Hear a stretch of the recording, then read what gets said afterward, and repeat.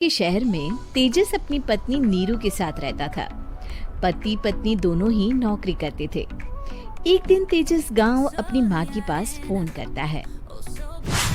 Hello, प्रणाम माँ। जीते रहो माँ, तुम दादी बनने वाली हो। हैं? अरे वाह, ठीक है बेटा, मैं कल ही आती हूँ।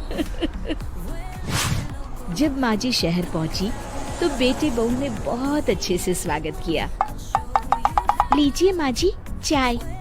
अरे गर्मा गर्म पकोड़े ले आओ माँ के लिए। नीरू रसोई में गई और 2 मिनट में ही पकोड़े ले आई। जी ये लीजिए। बहू जादू से बनाए हैं क्या?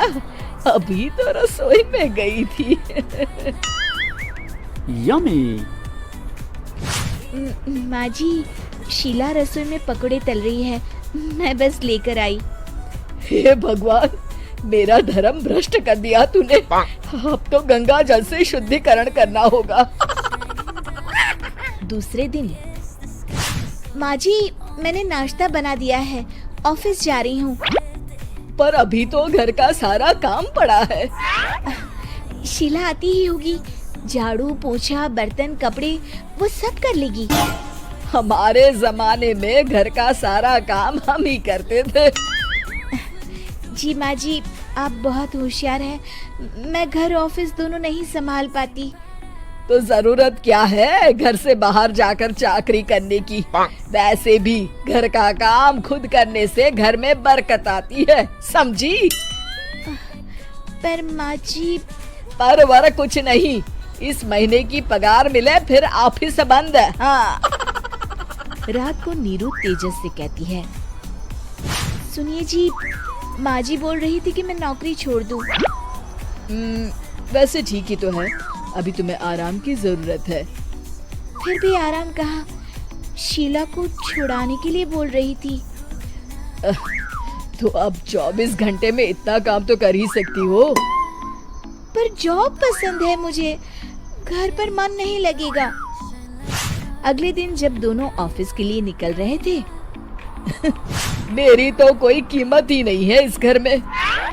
माँ जी, आजकल महंगाई बहुत है, रहन सहन भी बदल गया है, दोनों नौकरी करते हैं तभी ठीक रहता है। अच्छा, तू कहना क्या चाहती है? मेरा बेटा तुझे बिठा के खिला नहीं सकता? तू ही इस घर का खर्च चला रही है, हैं? नहीं माँ जी, मेरा वो मतलब नहीं था। मतलब खूब समझती हूँ, ये बाल धूप में सफेद नहीं किए मैंने। हाँ। अब तो ये रोज का काम हो गया था। तेजस भी रोज की झिकझिक से परेशान हो गया था। एक दिन उसने कहा, नीरू, वैसे भी तुम्हें मैटरनिटी लीव मिलने वाली है, तो अभी से ही छुट्टी ले लो। पर क्या, मेरी सैलरी अच्छी खासी है। आखिर नीरू ने रिजाइन कर दिया। जब बच्चा हुआ तो घर में सब बहुत खुश हुए। कुछ दिनों बाद तेजस फाइल देख रहा था। क्या हुआ तेजस, कुछ परेशान लग रहे हो? अब हाँ, वो हमारी जितनी सेविंग्स थी वो तो हॉस्पिटल में और छठी के फंक्शन में खत्म हो गई है नीरू। और अभी वैसे मंदी चल रही है तो मैं बोल रही थी कल मुन्ना को हेपेटाइटिस का टीका लगवाना है।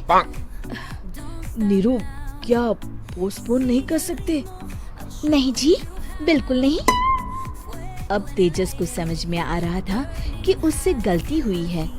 पैसों की कमी का असर घर के माहौल पर भी पड़ रहा था।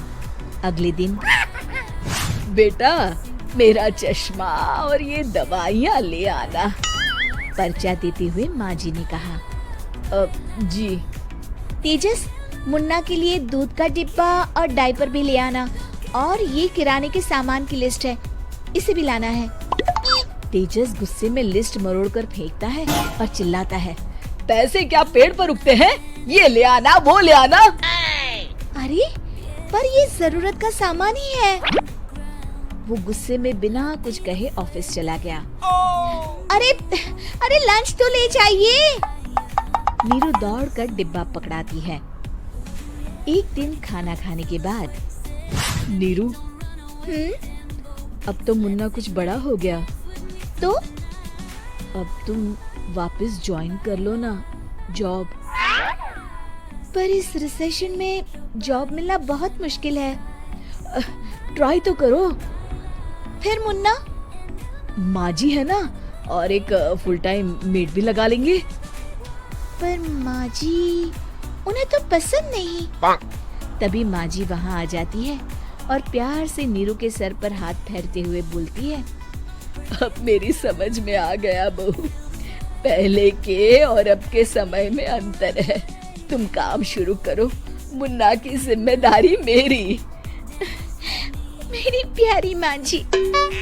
ये कहकर नीरू उनके गले लग गई। शिक्षा, परिवर्तन संसार का नियम है, हमें भी समय के साथ चलना चाहिए। उम्मीद है कि आपको हमारी ये कहानी पसंद आई होगी। कृपया हमारे चैनल को सब्सक्राइब करें और सभी अपडेट्स के लिए बेल आइकन जरूर क्लिक करें। और हाँ, वीडियो लाइक और शेयर करना मत भूलिएगा। Bye bye.